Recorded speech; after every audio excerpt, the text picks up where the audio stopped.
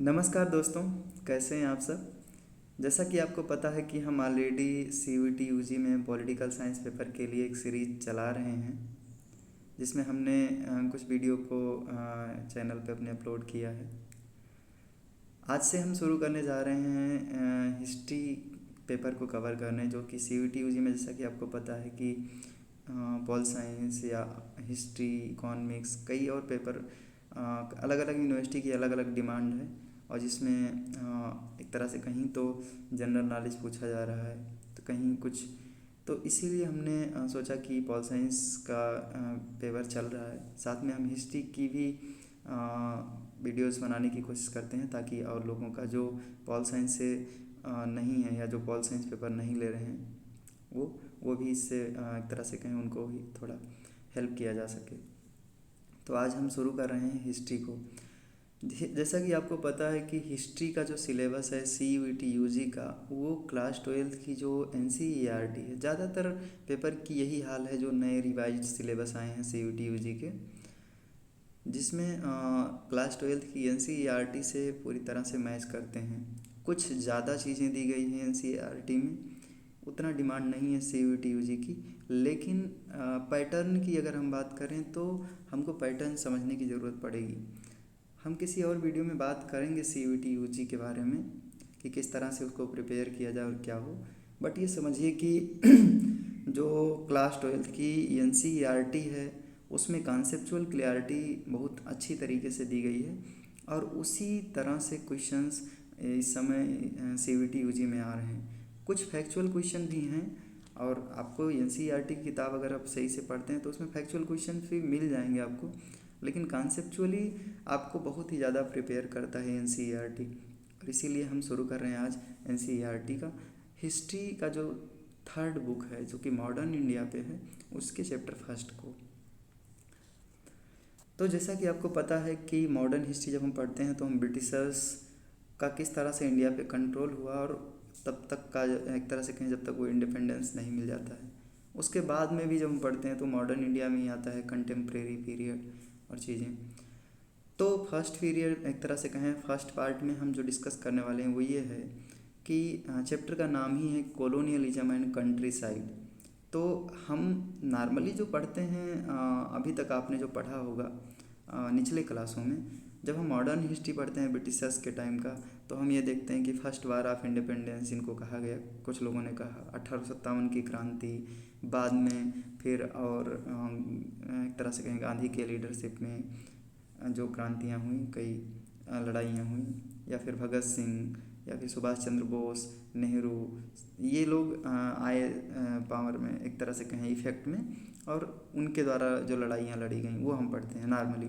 लेकिन यहाँ पर थोड़ा सा चेंज सिचुएशन है, अब एक तरह से कहें चैप्टर में थोड़ी अलग बातें हैं। अब हम गांव की बातें समझने जा रहे हैं कि उस समय जब British east India company set हो रही थी यहाँ पे, और ख़ास करके पॉलिटिकल अथॉरिटी को कैप्चर कर रही थी ब्रिटिश ईस्ट इंडिया कंपनी, जो कि ब्रिटिश गवर्नमेंट के रूप में आ रही थी सत्ता में। तो वो गांव में उनका क्या सिचुएशन था, और उस समय के समाज में गांव का क्या हाल था, ये हम समझने की कोशिश करेंगे। तो आप जानते होंगे कि British east India company India में व्यापार के पर्पज़ से आई थी, और इसीलिए वो एक तरह से कहें कि जब उनके पास पॉलिटिकल अथॉरिटी आया, जब उनको सत्ता मिली, जैसे कि बक्सर की जो लड़ाई हुई, बैटल ऑफ बक्सर या बैटल ऑफ प्लासी, इन दोनों के बाद में उनके पास बंगाल और बिहार, उड़ीसा के क्षेत्र जो आज के हैं, वो उनके सत्ता में, उनके एक तरह से कहें वहाँ की पॉलिटिकल अथॉरिटी इनके पास आ गई। अब पॉलिटिकल अथॉरिटी आई है तो एक कंपनी जो बिज़नेस के पर्पज़ से आई थी, अब वो पॉलिटिक्स में एक तरह से कहें वहाँ भी बिज़नेस का दिमाग लगाने की कोशिश करेगी, और वहाँ कैसे बिज़नेस प्रॉफिट अर्न होगा, वहाँ वो रेवेन्यू एक्सट्रैक्ट करेंगे। जो टैक्स कलेक्शन है किसानों से, उस वहाँ उस समय के समाज में ज़्यादातर किसान ही हुआ करते थे, तो किसानों से अच्छी अच्छी कैश क्रॉप उगाया जाना, मतलब कैश क्रॉप मतलब जिससे जिनको बेच करके पैसे मिल सकें, या और कोई क्रॉप उगाना, और वहाँ से उनको उनसे टैक्स लेना, तो ये चीज़ें। तो इसी क्रम में बंगाल में जो एक तरह से टैक्स सिस्टम चल रहा था, उन्हीं के बारे में ये चैप्टर स्टार्ट होता है और आगे चल के और भी कई सारी चीज़ें हैं जिनको डिस्कस करेंगे। तो इस वीडियो में हम यही डिस्कस करने वाले हैं कि बंगाल और बिहार उड़ीसा वाले क्षेत्र में उस समय जब हम 1760s में देखते हैं कि वो कंट्रोल किए, उसके बाद से क्या सिचुएशन था रेवेन्यू का और किसानों की सिचुएशन क्या थी। सरकार जो एक तरह से कहें उस समय पावर में थी, वो किस तरह से रेवेन्यू को एक्सट्रैक्ट कर रही थी, कर को वसूलने का उसका तरीका क्या था, ये समझने की कोशिश करेंगे। और उससे जो भारी मात्रा में टैक्स वसूला गया उससे किसानों की ज़िंदगी में क्या बदलाव आया, बिचौलिए जो थे एक तरह से बीच के जो और लोग थे ज़मींदार या जोतदार, उनकी ज़िंदगी में क्या बदलाव आया, ये सब हम समझने की इस वीडियो में कोशिश करेंगे। बाकी और चीज़ें जो हैं उनको नेक्स्ट वीडियो में हम कवर करने की कोशिश करेंगे। तो ब्रिटिश ईस्ट इंडिया कंपनी को जब पॉलिटिकल पावर मिलता है 1760s में, उसके बाद में ये कंटिन्यूसली रेवेन्यू एक्सट्रैक्शन का काम स्टार्ट करते हैं। तो एक तरह से 1770s में एक बहुत बड़ा क्राइसिस आता है बंगाल में। क्राइसिस ये था कुछ इस तरह से था जिससे एक तरह से कहें जिसको हम फेमिनिन बोलते हैं, फेमाइन, अकाल हिंदी में बोलते हैं। तो अकाल में क्या होगा कि बारिश होगी नहीं, किसानों की जो फसलें हैं वो सूख जाएंगी और कई तरह की समस्याएं होंगी, प्रोडक्शन घट जाएगा, किसान जो टैक्स है वो पे नहीं कर पाएंगे और अगर टैक्स नहीं पे कर पा रहे हैं वो उनकी ज़िंदगी भी काफ़ी ख़राब बदहाल हो जाती है, उनके पास खाने के भोजन नहीं है और चीज़ें नहीं हैं। तो 1770s के जो एक तरह से कहें 1770s में जो अकाल था बंगाल में, जो क्राइसिस आया, उससे सबक ले करके ब्रिटिश गवर्नमेंट जो रूल कर रही थी बंगाल बिहार उड़ीसा पे, वो परमानेंट सेटलमेंट का प्रोविज़न लेके आती है। क्योंकि तब तक उस समय ब्रिटिश गवर्नमेंट सीधे टैक्स वसूलने का काम करती थी। जैसे आज हम देखते हैं कि सेंसस होता है ना, घर घर जा कर के सभी के डेटा को कलेक्ट करना, सरकार के एजेंट जाते हैं, उसी तरह से तब घर घर जा कर के टैक्स वसूला जाता था सरकार के एजेंट के द्वारा। तो सरकार 1790s में ये सुधार लेके आती है, सरकार के जो ऑफिशियल हैं, कि जो एक तरह से टैक्स वसूलने का काम है वो कुछ गांव के लोगों का टैक्स वसूलने का काम एक व्यक्ति को दे दिया जाए और वही आगे चल कर के ज़मींदार बना। एक ज़मींदार के अंडर में कई गांव आते थे और वो उन सभी गांवों का टैक्स वसूलता था और उसको कितना रिटर्न देना है ब्रिटिश गवर्नमेंट को ये ऑलरेडी फिक्स होता था। तो कितना और इसी को कहा गया परमानेंट सेटलमेंट। ये आया ऑपरेशन में एक तरह से इफेक्ट में 1793 में। तो परमानेंट सेटलमेंट में ये भी प्रोविज़न था कि अगर जो ज़मींदार हैं जिनको एक फ़िक्स अमाउंट में मनी रिटर्न करना है ब्रिटिश गवर्नमेंट को, अगर वो एक फ़िक्स टाइम के पहले नहीं पे कर पाते हैं वो अमाउंट, तो उनकी जो संपत्ति है, उनका जो उनके महल हैं, घर हैं, स्टेट्स हैं, उनको जब्त कर लिया जाएगा और इसी को ऑक्शन कहा गया। तो कुल मिला जुला के ऑक्शन का प्रोसेस जो आज की नीलामी है कुछ उसी तरह से थी। हम बंगाल बिहार उड़ीसा के क्षेत्र में ही ये चीज़ें क्यों पढ़ रहे हैं, बाकी इंडिया में और क्या हो रहा था ये क्यों नहीं पढ़ रहे हैं? क्योंकि यही वो क्षेत्र था जिन पर ब्रिटिश गवर्नमेंट एक तरह से ब्रिटिश ईस्ट इंडिया कंपनी ने पॉलिटिकल पावर कैप्चर कर लिया था और अभी ब्रिटिश गवर्नमेंट नहीं रूल कर रही थी, अभी ब्रिटिश ईस्ट इंडिया कंपनी ही के पास पॉलिटिकल पावर था और वो इन्हीं क्षेत्रों में लिमिटेड था, इसीलिए हम इसकी बात कर पा रहे हैं। तो परमानेंट सेटलमेंट में जो राजा थे या ज़मींदार जो थे जिनको फिक्स अमाउंट में मनी रिटर्न करना होता था ब्रिटिश ईस्ट इंडिया कंपनी को, अगर वो नहीं कर पाते थे तो उनकी जो प्रॉपर्टी है उनको एक तरह से कहेंगी नीलामी करा दी जाती थी, ऑक्शन करा दिया जाता था। ये जो फ़ोटो आपको दिख रहा है ये वर्धमान के राजा का महल है एक तरह से कहें, और इसको जब वो पे नहीं कर पाए रेवेन्यू तो इसका भी नीलामी करा दिया गया। इस नीलामी से जो पैसे मिलते थे वो ब्रिटिश ईस्ट इंडिया कंपनी रख लेती थी और वही एक तरह से उनका रेवेन्यू हो जाता था। प्रॉब्लम क्यों आ रहा था रेवेन्यू पे करने में? जो ज़मींदार थे या जो जो बीच में एक तरह से जो राजा थे, वो ब्रिटिश गवर्नमेंट को एक तरह से कहें रेवेन्यू क्यों नहीं दे पा रहे थे? इसके कई कारण थे। जैसे मान लीजिए कि अगर अकाल पड़ता है, किसानों की फसल नहीं सही होती है और किसान ज़मींदारों को टैक्स नहीं पे कर पाते हैं, तो ज़मींदार कहाँ से लाएंगे टैक्स? ये बातें थी। तो इसीलिए एक तरह से एक जो रेवेन्यू था वो पे नहीं किया जा रहा था ज़मींदारों के द्वारा। कभी कभी ज़मींदार खुद जानबूझ करके भी नहीं पे करते थे। तो ये चीज़ें भी थी। अच्छा, ब्रिटिश ईस्ट इंडिया कंपनी के द्वारा परमानेंट सेटलमेंट लाया क्यों गया? परमानेंट सेटलमेंट लाने से जो एक तरह से प्रॉपर्टी राइट है वो सिक्योर कर दिया गया और रेवेन्यू को फिक्स कर दिया गया कि ये एक व्यक्ति है, इसको हमको यही वसूलेगा उन क्षेत्रों में रेवेन्यू, और वो जितना भी चाहे उतना वसूल सकता है, हमको एक फिक्स अमाउंट में रेवेन्यू चाहिए।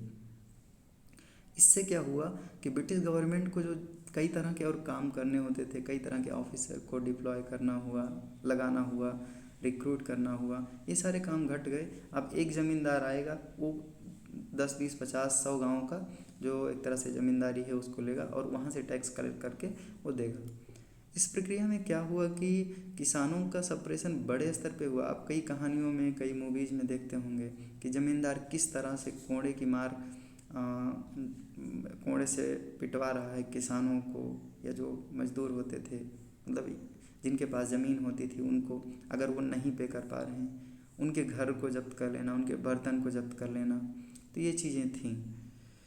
ब्रिटिश गवर्नमेंट का दूसरा लाभ जो ये था, लाभ जो था ज़मींदारों को रिक्रूट इफेक्ट में लाने का, वो ये था कि कुछ प्रॉपर्टीड क्लास अगर बीच में आती है और वो एक तरह से कहें एग्रीकल्चर पे कंट्रोल करती है इनडायरेक्टली, तो वो उसमें रिफॉर्म भी कर सकती है अच्छे से। क्योंकि अभी जो किसान हैं उनके पास छोटी छोटी ज़मीन है और वो ज़मीन एक तरह से कहें, छोटे ज़मीन पे आप बहुत अच्छा खेती नहीं कर सकते हैं अगर आपके पास पैसे नहीं है उतना। तो कोई नया आप इंस्ट्रूमेंट अप्लाई नहीं कर सकते हैं या नया, मतलब एक तरह से। तो इसीलिए ज़मींदार को लाया गया कि वो एग्रीकल्चर में रिफॉर्म करेगा, क्योंकि पहले लोगों के पास प्रॉपर्टी राइट था नहीं, और इसीलिए लोग जो खेत है उसकी रिफॉर्म में ज़्यादा ध्यान देते नहीं थे, फसल उगाए और चल दिए, ये चीज़ें थीं। तो अब ध्यान दिया जाने लगा था कि किस तरह से ज़मीन, जब लोगों को ज़मीन दे दिया गया, उनको प्रॉपर्टी राइट मिल गया, तो अब लोग अपने ज़मीन लोगों को नहीं दिया गया, ज़मीन ज़मींदार को दिया गया, और ज़मींदार छोटा छोटा पार्ट लोगों में डिवाइड किया और वहाँ से उनको रेवेन्यू मिलने लगा। तो प्रॉपर्टी राइट जब दिया गया, तो अब ज़मींदार का ज़मीन जब अपना हो गया, तो वो उनके एक तरह से कहें उसको उसके कल्टीवेशन में या उसको रिफॉर्म करने में, ज़मीन की स्थिति को जो क्वालिटी है उसको बनाए रखने में ज़्यादा ध्यान देने लगा। और इसीलिए ब्रिटिश ईस्ट इंडिया कंपनी ज़मींदार को इफेक्ट में लाई। लेकिन दिक्कत क्या थी? जो एग्रीकल्चर है,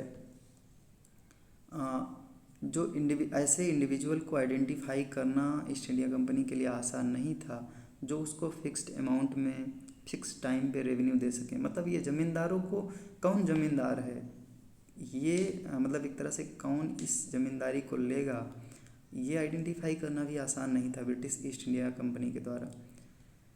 परमानेंट सेटलमेंट को एक सॉल्यूशन के रूप में लाया गया, और हालांकि टफ था ज़मींदार को ढूंढना, बट आखिरकार वो ढूंढे भी।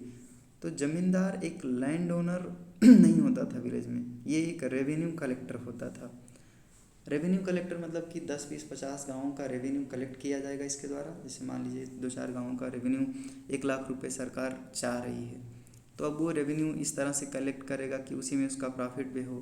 तो 1.5 लाख रुपए या 1,20,000 जितना होगा उतना वो कलेक्ट करेगा, और बीच का जो पार्ट जो ज़्यादा हो रहा है वो रख लेगा और बाकी कंपनी को दे देगा।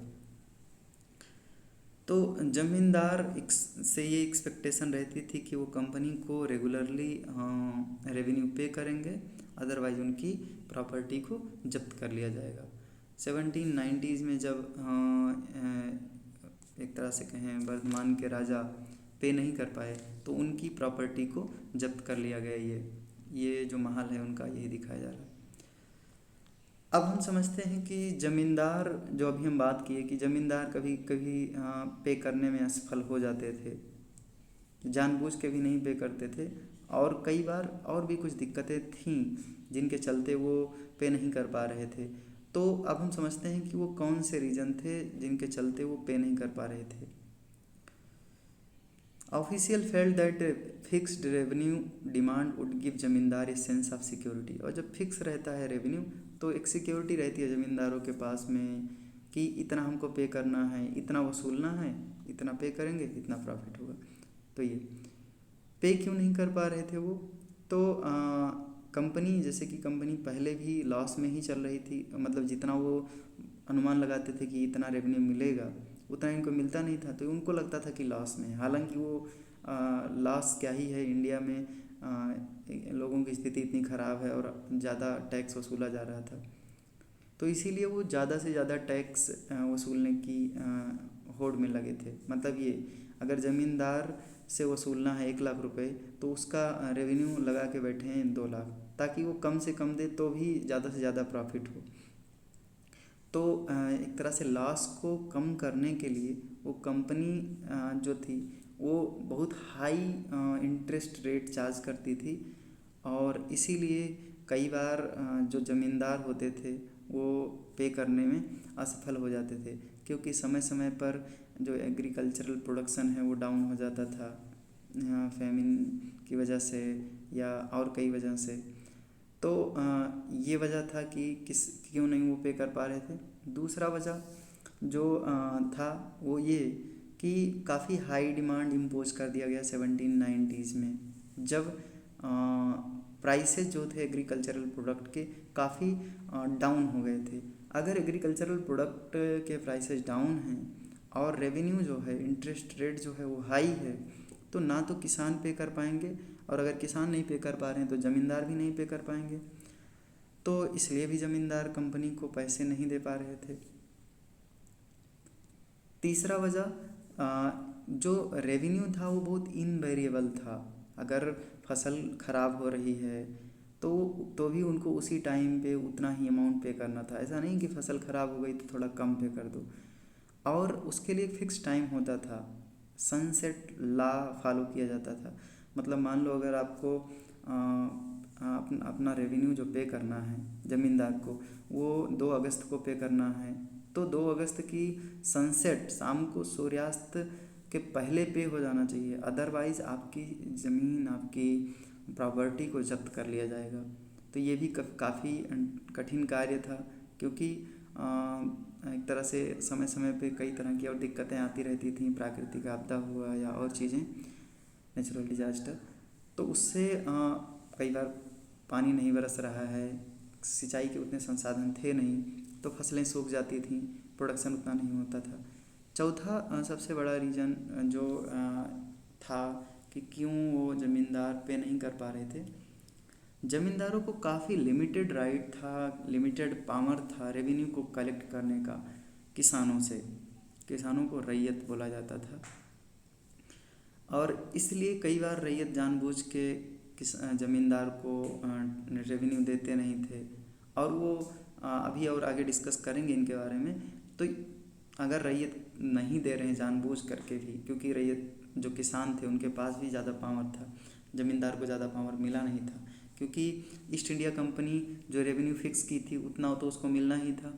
इसीलिए ईस्ट इंडिया कंपनी ज़्यादा इंटरफियर करती नहीं थी। ईस्ट इंडिया कंपनी बस इतना चाहती थी कि हमको इतना अमाउंट फिक्स किए हैं, हमको चाहिए। तो रैयत यानी किसान और ज़मींदार के बीच में एक टसल हमेशा चलता रहता था इस दौरान।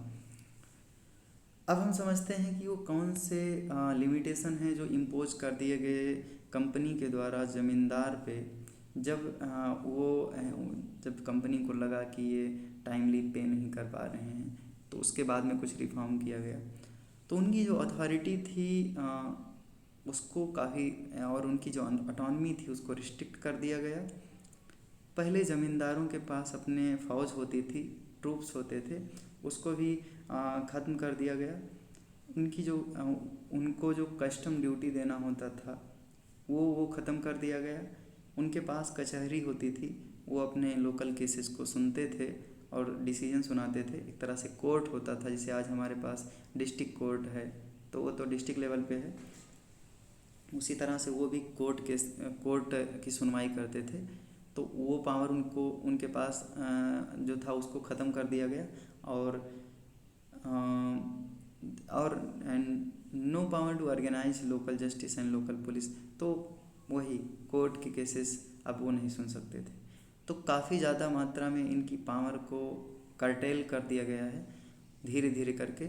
ये पावर क्यों कर्टेल किया जा रहा है? क्योंकि ये टाइमली पे नहीं कर पा रहे थे रेवेन्यू, और east India company revenue collection में कुछ रिफॉर्म लेके आना चाह रही थी, और इसीलिए अब ईस्ट इंडिया कंपनी किसी ज़मींदार को रेवेन्यू कलेक्ट करने के लिए रिक्रूट करे। इससे अच्छा है कि वो अपने किसी एजेंट को रिक्रूट करे, जिसको वो आगे चल के वो कलेक्टर नाम देते हैं।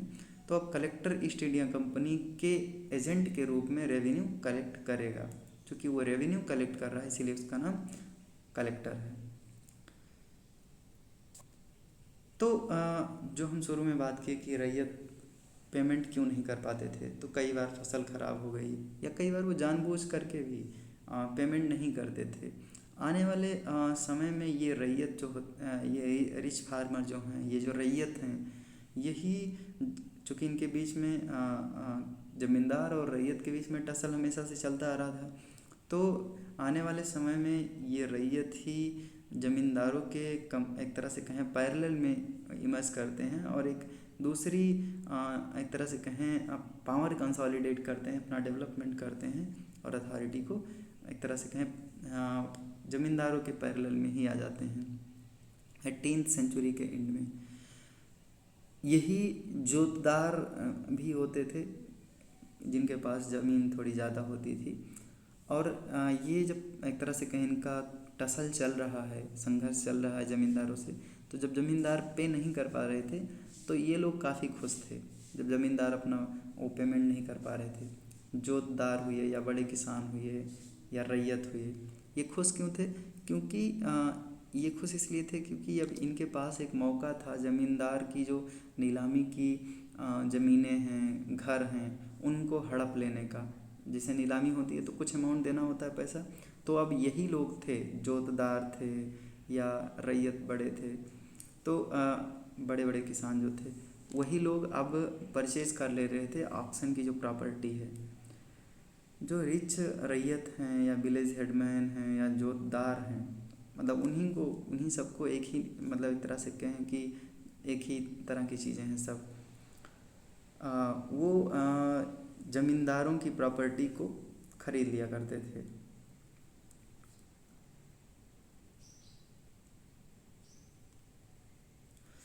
अब हम देखते हैं कि ज़मींदारों का जब डाउनफॉल हो रहा था, जब ज़मींदार पेमेंट नहीं कर पा रहे थे, उनकी राइट को कर्टेल कर दिया गया, और उन्हीं के स्थान पर रेवेन्यू कलेक्टर बना दिया गया ईस्ट इंडिया कंपनी के द्वारा। तो गाँवों में या विलेज लेवल पे एक तरह से कहें एक नई अथॉरिटी इमर्ज करके आ रही थी, उभर के आ रही थी, और वही जोतदार थी। ज़मींदारों का पावर धीरे धीरे कर्टेल हो रहा था और जोतदार धीरे धीरे उभर के आ रहे थे। तो by the early 19th century, जोतदार had acquired vast area of land, sometime as much as several thousand of acre। तो काफ़ी ज़्यादा प्रॉपर्टी ये जो ज़मींदारों का होता था उसको प्रॉपर्टी को परचेज कर लिए या और किसी तरीके से ये ढेर सारी प्रॉपर्टी को एक्यूमुलेट किए, और ये इमर्ज करके आए, ये उभर करके आए। और ये लोकल ट्रेड को, जैसे कि जो मनी लेंडिंग है, किसी को पैसे उधार देने हैं, जो काम पहले ज़मींदार करते थे, अब ये खुद मनी लेंडर बन गए। उसके बाद में जब वो मनी लेंडर हो गए तो वो जो छोटे किसान होते थे, कल्टीवेटर होते थे उस क्षेत्र के, उन पर अपना धाक जमा रहे हैं, अपना पावर एक्सेस कर रहे हैं। क्योंकि जब आप किसी को पैसे देते हैं ज़्यादा, तो वो आपकी बातों को मान सकता है, अगर वो पे करने में सक्षम नहीं है तो। A large part of their land was cultivated through share croppers, और अब ये शेयर क्रॉपर बन गए क्योंकि इनके पास ढेर सारी ज़मीन हुआ करती थी जिनको बटैया बोलते हैं। तो अब ये खुद कल्टीवेशन कर नहीं सकते थे, इसीलिए अब अपने ज़मीन पर ये दूसरों को अलाउ करने लगे कि आइए आप खेती करिए और जो प्रोडक्शन होगा उसका कुछ पार्ट आप ले लीजिएगा और बाकी हम ले लेंगे। तो इनको शेयर क्रॉपर कहते थे। जो लोग इनके खेत पे आते थे खेती करने, वो प्रोडक्शन करते थे और जब फसल उग जाती थी तो इनके साथ शेयर कर लेते थे। विलेज लेवल पे जो ये जोतदार थे, इन्हीं के एक तरह से राइवलरी हुई है, जो हम बार बार जो बोल रहे हैं ज़मींदार मेनली अर्बन एरियाज़ में रहते थे, ऊंचे बंगले में और इसमें, और जोतदार गांव में होते थे। तो जब ज़मींदारों की प्रॉपर्टी का ऑक्शन होता था तो यही लोग उसको परचेज कर लेते थे। जोतदार काफ़ी पावरफुल थे नॉर्थ बंगाल रीजन में। वहीं पर जो एक तरह से कहें रिच पीजेंट हैं, अमीर किसान हैं या गांव के जो हेडमैन हैं, ये काफ़ी पावरफुल थे ऑल ओवर, मतलब और बाकी पार्ट में, बंगाल के और सारे पार्ट में। जोतदारों का नाम हवलदार भी होता था, गांटीदार या मंडल, कई नाम से इनको हम जानते हैं। कुल मिला जुला के ये समझिए कि जोतदार हैं या फिर विलेज हेडमैन हैं, रिच पीजेंट हैं, ये उन्हीं किसानों में से कुछ अमीर लोग हैं जिनके पास ज़्यादा प्रॉपर्टी है, जिनके पास ज़्यादा खेती है, और ये एक तरह से कहें और अपने यहाँ के गरीब जो किसान हैं, छोटे किसान हैं, उनको कंट्रोल करने की कोशिश कर रहे हैं, चाहे वो मनी लेंडिंग से, चाहे और किसी तरीके से। तो इन अथॉरिटी जो आई, जोतदार हो गए, रिच पीजेंट हो गए, विलेज हेडमैन हो गए, इनके इमरजेंस से ज़मींदारों की अथॉरिटी धीरे धीरे वीक हो गई, क्योंकि अब ईस्ट इंडिया कंपनी के पास में विकल्प उपलब्ध था। जो काम ज़मींदार कर सकते थे वही अब जोतदार भी कर सकते हैं। तो अब अगर ज़मींदारों के पैरेलल में जोतदार उभर के आ रहे हैं तो जोतदार ज़मींदारों का और ज़मींदार जोतदारों का विरोध तो करेंगे ही। तो किस तरह से वो विरोध करते थे? They pay only a few rupees on account of their revenue and fall in balance almost every किस्त। They hold more land than they entitled to by their पोथास। मतलब ये कि जो जोतदार होते थे वो पहले किसान होते थे, रैयत होते थे, वही उभर करके जोतदार बन गए, ज़मीन नीलामी की ज़मीन खरीद के और कई तरीके से। तो कई बार जोतदार तो उस तरह से जब ज़मींदार होते थे तो उनके अंडर में ही काम कर रहे थे, क्योंकि एक तरह से ज़मींदार के अंडर में ढेर सारे किसान होते थे और जिनसे टैक्स वसूला जाता था, और वो टैक्स वसूलने का काम जोतदार बहुत दिक्कत पैदा करते थे ज़मींदार के लिए। वो टाइम पे रेवेन्यू देते नहीं थे, कई किस्त में देते थे, एक साथ नहीं देते थे, थोड़ा थोड़ा। जैसे किसी का आपने 100 रुपये कर्ज लिया तो कभी 2 रुपया, कभी 4 रुपया दे रहे हैं आप, तो उस व्यक्ति को काफ़ी दिक्कत हो सकती है, क्योंकि आपने 100 रुपया लिया एक साथ, आप 100 रुपया देंगे तो वो जाके कहीं और जमा कर देगा, या किसी का बाकी है तो दे देगा। आप 2 रुपया 4 रुपया दे रहे हैं तो उसको दिक्कत होगा। तो इस तरह से जोतदार काफ़ी परेशान करते थे, काफ़ी विरोध करते थे किसानों का, और ज़रूरत से ज़्यादा वो ज़मीन पर खेती कर रहे थे। अगर वो मान लीजिए 2 एकड़ ज़मीन ऑफिशियली उनको मिला है तो वो 3-4 एकड़ पे खेती कर रहे थे, और वो एक तरह से कहें कि जैसे आज के ज़माने में हम कहते हैं दबंगई से कोई काम कर, मसल पावर, तो उस तरह से ये जोतदार लोग होते थे। बहुत ज़्यादा कुछ जोतदार जो इस तरह से परेशान कर रहे थे ज़मींदारों का, वो कुछ कर नहीं सकती थी, ज़मींदार कर नहीं सकते थे कुछ। क्यों? क्योंकि ब्रिटिश ईस्ट इंडिया कंपनी भी बहुत ध्यान दे नहीं रही थी इस तरफ, क्योंकि उसको तो मतलब था सिर्फ रेवेन्यू से, और रेवेन्यू तो हर हाल में देना था ज़मींदारों को, क्योंकि वो परमानेंट सेटलमेंट से फिक्स हो चुका था।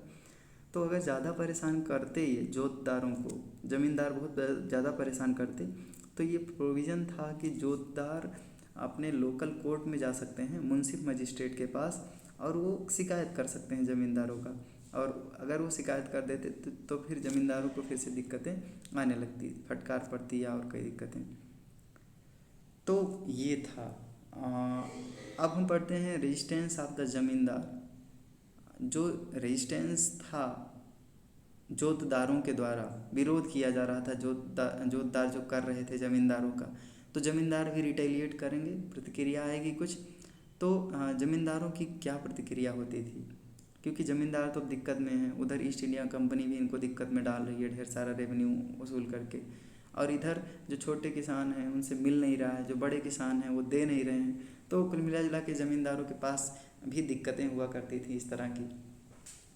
तो क्या क्या स्टेप लिया गया जो ज़मींदारों के द्वारा। पहली बात तो प्रॉपर्टी राइट था। तो पहले जब प्रॉपर्टी उस समय के समाज में जो प्रॉपर्टी राइट था वो सिर्फ पुरुषों के पास होता था। मतलब महिलाएं अगर प्रॉपर्टी राइट टैक्स वसूलने का जो राइट था वो पुरुषों की प्रॉपर्टी पे था, महिलाओं की प्रॉपर्टी पे टैक्स नहीं लिया जाता था। तो ज़मींदार भी बड़े चालाक थे। उन्होंने जो अपनी प्रॉपर्टी थी उसका कुछ पार्ट अपनी माँ के नाम, अपनी बेटी के नाम, अपनी पत्नी के नाम, महिलाओं के नाम करना शुरू किया, क्योंकि उस पर टैक्स तो लगने से नहीं रहा। तो अब वो अपने टैक्स को घटाने के लिए प्रॉपर्टी और लोगों के नाम पे शिफ्ट करने लगे। जब वो रेवेन्यू पे नहीं कर पाते थे, तो जब ऑक्शन होता था, नीलामी होती थी, तो वो अब डराने लगे और जोतदारों को या और लोगों को कि खरीदने मत आ जाना, नीलामी नहीं होने देंगे हम। नीलामी सरकार ईस्ट इंडिया कंपनी करेगी लेकिन कोई खरीदेगा नहीं, तो हमारा ही बना रहेगा। तो ऐसे भी चालाकियाँ वो करते थे। और कई बार जब उनके बस में ये चीज़ें नहीं होती थी तो वो अपने ही एजेंट को भेज देते थे नीलामी में कि जाओ तुम थोड़ा सा ज़्यादा रकम लगा कर खरीद लाना, आखिरकार वो हमारा ही रहेगा। तो ऐसा भी होता था। और कई बार ये ज़मींदार भी बड़े चालाक होते थे। कई बार इनको जो रेवेन्यू मिल भी गया टाइम पे, अगर दे दिया रही है, जो छोटे किसान होते थे या रिच फार्मर होते थे या जोतदार होते थे, तो ये टाइम पे देते नहीं थे ईस्ट इंडिया कंपनी को, क्योंकि इनके पास तो ऑलरेडी बहाना होता था कि हमको मिल नहीं रहा, हम क्या करें। तो अगर ऑक्शन होगा, मान लीजिए नीलामी होगी, तो वो अपने एजेंट को भेज के खरीद लेंगे, फिर से वो आ जाएंगे सत्ता में। तो ये चीज़ें चल रही थी। और ब्रिटिश ईस्ट इंडिया कंपनी भी बहुत ज़्यादा कुछ कर नहीं पा रही थी, कभी पूरी जितना वो फिक्स किए थे रेवेन्यू उतना वो वसूल नहीं पा रहे थे। तो ये चीज़ें चल रही थी बार बार। अब हम देखते हैं कि जो रिवाइवल है ज़मींदार का वो कैसे हुआ। Rules of revenue payment led reemergence of zamindar, but during the Great Depression of 1930s they finally collapsed and jotedar consolidated their power in countryside. मतलब ये कि ज़मींदार जो नई तरह की हथकंडे अपनाए, नए तरह के तरीके अपनाए, उससे ज़मींदारों का रिवाइवल तो हुआ, फिर से वो री इमर्ज करके आए। और ईस्ट इंडिया कंपनी ने भी रेवेन्यू का कुछ नया नियम बनाया, क्योंकि अब ज़मींदार अलग तरीके अपना रहे हैं तो उनको कंट्रोल करने के लिए दूसरे नियम की ज़रूरत होगी। तो इससे ज़मींदारों का फिर से एक तरह से उत्थान तो हुआ। लेकिन 1930s में अगर आप इकोनॉमिक्स पढ़े होंगे तो उसमें आपको पता होगा कि 17वीं 18वीं शताब्दी में एडम स्मिथ का जो कॉन्सेप्ट था इकॉनमी में प्रिवेल कर रहा था कि आप जितने मार्केट को खुला छोड़ दो, वो मार्केट खुद ही अपना डेवलपमेंट कर लेगी। सरकार को चाहिए कि वो मार्केट में ज़्यादा इंटरफियर ना करे। और ये कॉन्सेप्ट चलता आ रहा था 1930 तक। 1930 में एक बहुत बड़ा डिप्रेशन आया और वहीं से निकल करके आते हैं एक बहुत बड़े इकोनॉमिस्ट, नाम है J.M. Keynes, John Maynard Keynes.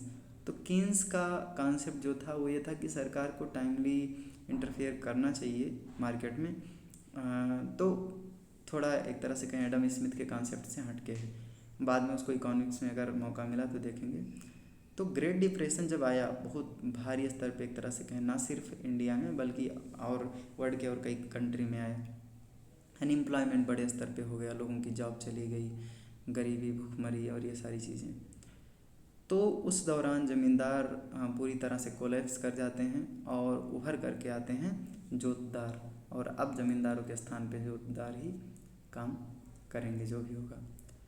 तो कुल मिला जुला के ये जो सिचुएशन हम अभी तक देख रहे हैं कि रेवेन्यू कलेक्शन का, और इसमें भी कई तरह की गलत तरीके अपनाए जा रहे हैं ज़मींदारों के द्वारा, जोतदारों के द्वारा।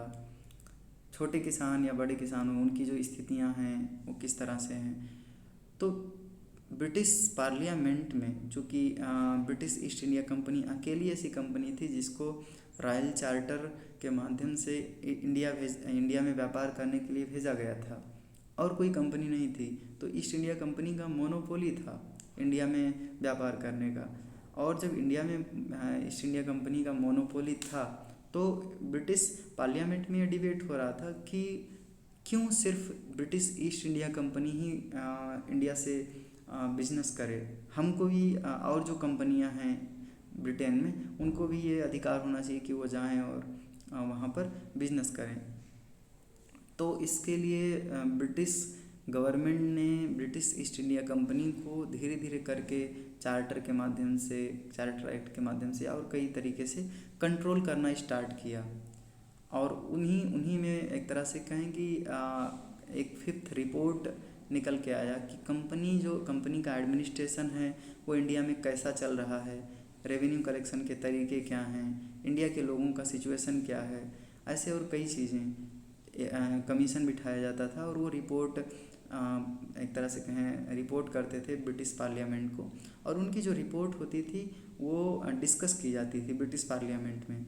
तो जो 5th रिपोर्ट है वो इसी तरह का एक रिपोर्ट है। तो 1813 में ब्रिटिश पार्लियामेंट में ये रिपोर्ट पब्लिश किया जाता है 5th रिपोर्ट, और इस पर डिस्कशन चलता है। तो ब्रिटिश पार्लियामेंट ने कंपनी को रेगुलर रिपोर्ट पब्लिश करने के लिए फोर्स किया और इसी सीक्वेंस में 5th रिपोर्ट निकल के आता है। तो रिपोर्ट में था क्या? रिपोर्ट में ये चीज़ें थीं कि उस समय के समाज में, रूरल इंडिया में क्या चल रहा है, कंपनी का एडमिनिस्ट्रेशन किस तरह से चल रहा है, रेवेन्यू कलेक्शन के तरीके क्या हैं, ये सारी चीज़ें उस रिपोर्ट में होती थी। Debates on activities of east India company in England after it's establishment in India. तो इस बात पर डिबेट होता था कि किस तरह से वो काम कर रही, क्या नहीं कर रही है, क्या सिर्फ ईस्ट इंडिया कंपनी को ही मोनोपोली होनी चाहिए या और लोगों को। तो इसमें सिर्फ कंपनियां नहीं होती थी इंग्लैंड की, बल्कि पॉलिटिकल पार्टियां जो होती थी इसी बेसिस पे पॉलिटिक्स करती थी, और वो भी वहाँ भी लॉबिंग स्टार्ट हो गया, कुछ ग्रुप बन गए। कुछ थे जिनका मानना था कि ईस्ट इंडिया कंपनी को ही सिर्फ इंडिया में व्यापार करने देना चाहिए, कुछ मानते थे कि नहीं और कंपनियों को जगह देना चाहिए। तो ये चीज़ें एक तरह से कहें डिबेट में चल रही थी। British parliament passed series of acts in late 18th century to regulate the country control regulate and control the company and rule in India that forced the company to produce a regular report on administration। तो ये हम बता दें आपको, ये जो चीज़ें अभी हम डिस्कस कर रहे हैं कि उस समय के समाज में किसानों की क्या सिचुएशन थी, ज़मींदारों की क्या सिचुएशन थी, एडमिनिस्ट्रेशन किस तरह से चल रहा था। जैसा कि हम बताएं कि ज़मींदार जब वीक होने लगे तो रेवेन्यू कलेक्शन का काम कलेक्टर को दे दिया गया, और वही कलेक्टर आगे डीएम के रूप में आज हम देख सकते हैं। तो आज उसका काम बदल गया काफ़ी, लेकिन कुछ उसी तरह की चीज़ें हैं वो। ये सारी चीज़ें हम कहाँ से जान पा रहे हैं? फ्रांसिस, यहाँ अभी हम दिखाते हैं आपको,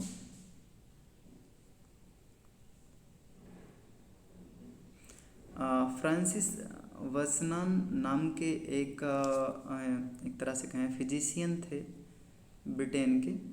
तो वो जो लॉर्ड बेलेस्ली थे गवर्नर जनरल इंडिया के, उनके सर्जन के रूप में वो इंडिया आए थे।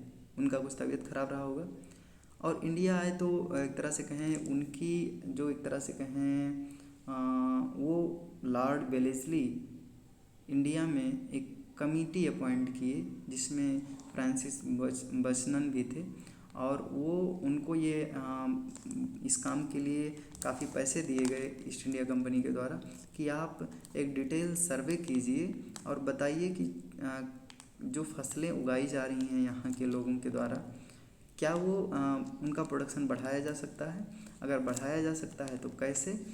और उनको ये भी गाइडेंस मिला कि आप बताइए कि कहाँ पर कौन सी फसल उगाया जाना ज़्यादा अच्छा होगा। तो जो फ्रांसिस बचनन थे वो ऑल ओवर इंडिया का एक तरह से कहें जहाँ पर कंपनी का कंट्रोल था उन पर एक तरह से वो विचरण किए, वो घूमे इधर उधर और उन्होंने एक डिटेल सर्वे दिया। वो जो पत्थर थे, वो एक तरह से कहें मिट्टी थी और कई चीज़ों का, मिनरल का स्टडी किए। पत्थरों का स्टडी इसलिए किए कि जो ज़मीन में कई तरह के मिनरल हैं, रिसोर्सेज हैं, नेचुरल रिसोर्सेज, उनको एक्सट्रैक्ट करके ईस्ट इंडिया कंपनी अच्छा पैसा कमा सकती थी।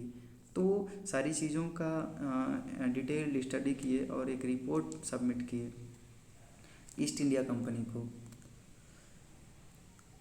तो उनका असेसमेंट इस बेसिस पे था कि ईस्ट इंडिया कंपनी का प्रॉफिट कैसे बढ़ाया जाए, जो फ्रांसिस बुचनन का रिपोर्ट पब्लिश किया गया।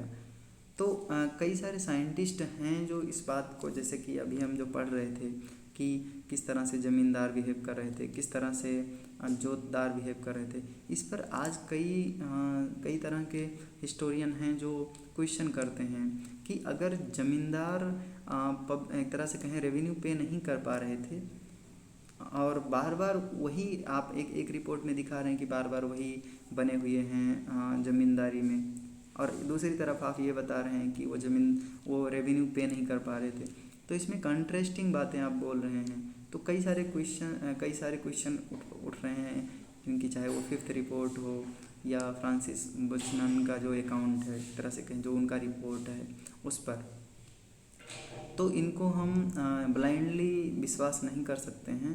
इनको जक्सटापोज यानी कि और दूसरे रिपोर्ट के साथ में देखने की ज़रूरत है, और दूसरे जो प्रूफ हैं हमारे पास अवेलेबल हैं, ऑथेंटिक रिसोर्सेज और जो हैं उनसे मिला करके देखने की ज़रूरत है। अगर चीज़ें साथ में एक तरह से एक ही चीज़ें चल रही तब तो हम मानेंगे कि ये प्रूफ है। तो अभी उन पर रिसर्चेज चल रही हैं जो अभी प्रेजेंट कंटेम्प्रेरी रिसर्च स्कॉलर हैं या साइंटिस्ट हैं, वो इन चीज़ों पर क्वेश्चन कर रहे हैं और वो क्रिटिसाइज़ कर रहे हैं कंपनी के गलत एडमिनिस्ट्रेशन को। कंपनी खुद उस समय के गलत एडमिनिस्ट्रेशन, जो एक तरह से प्रॉब्लम थी किसानों की, उसका जिम्मेदारी जो ठहराया अपने रिपोर्ट में, कई रिपोर्ट में, वो अपने आप को नहीं माना। वो चाहे ज़मींदार को माना या बिचौलिए जो थे उन्हीं के ऊपर डाल दिया गया कि ये ज़मींदार ज़्यादा टैक्स वसूलते थे, इसीलिए किसानों की हालत ख़राब थी, इसीलिए एडमिनिस्ट्रेशन सही से नहीं चल रहा था। क्या सच है क्या गलत है ये तो रिसर्च ही बता सकती है। फ़िलहाल ब्रिटिश गवर्नमेंट की जो रिपोर्ट है, ईस्ट इंडिया कंपनी की जो कई तरह की रिपोर्ट हैं, उनमें कॉन्ट्रास्टिंग बातें देखने को मिलती हैं और इसीलिए इनको हम ब्लाइंडली बिलीव नहीं कर सकते हैं। अभी recent researches show that argument and evidence offered by 5th report cannot be accepted, तो उनको हम ब्लाइंडली एक्सेप्ट नहीं कर सकते हैं। तो ये था बेसिकली रूरल इंडिया का, खास करके बंगाल वाले रीजन का, बंगाल, बिहार और उड़ीसा वाले रीजन में रेवेन्यू से रिलेटेड चीज़ें, कि किस तरह से रेवेन्यू सेटलमेंट था, परमानेंट सेटलमेंट लाया गया, और उससे रिलेटेड ज़मींदार की सिचुएशन कैसे बदली, जोतदार कैसे इमर्ज हुए, किसानों की हालत ख़राब क्यों थी, और ये सारी चीज़ें हम देखें। और अंग्रेज़ों का ये जो एक तरह से कहें कि एक हिडन प्रोपागेंडा था, कि अपने रिपोर्ट में वो उनके ऑफिसर ये बोल रहे हैं कि ये ब्रिटिश ईस्ट इंडिया कंपनी का प्रॉब्लम नहीं है, ये ज़मींदार का प्रॉब्लम है। तो ये चीज़ें थीं। यहीं पर ये चैप्टर ख़त्म होता है। हमने इसके फर्स्ट पार्ट को कवर करने की कोशिश की। अगले पार्ट में हम डिस्कस करेंगे और चीज़ें, जिसमें हम ये देखेंगे कि जो और ट्राइब्स थे उनकी सिचुएशन क्या थी झारखंड वाले रीजन में, जहाँ पर आज राजमहल की पहाड़ियाँ हैं, वहाँ पर संथाल ट्राइब्स थे, तो उनकी सिचुएशन क्या थी, उनके साथ किस तरह के प्रॉब्लम्स आए, और और हम एक तरह से कहें दक्कन वाले रीजन में या बॉम्बे वाले रीजन में कई तरह के रिवोल्ट होते हैं, किसानों के द्वारा किए जाते हैं। वो रिवोल्ट क्यों हुए, इसको हम अगले चैप्टर में, अगले वीडियो में समझने की कोशिश करेंगे। तो इस वीडियो से रिलेटेड अगर आपकी कोई प्रतिक्रिया है तो आप हमको कमेंट बॉक्स में लिख सकते हैं। इसकी पीपीटी अगर आपको चाहिए तो आप डिस्क्रिप्शन में जो टेलीग्राम चैनल है उसको ज्वाइन कर लीजिए, वहाँ से आप प्राप्त कर सकते हैं। मिलेंगे किसी अगले वीडियो में, तब तक के लिए जय हिंद।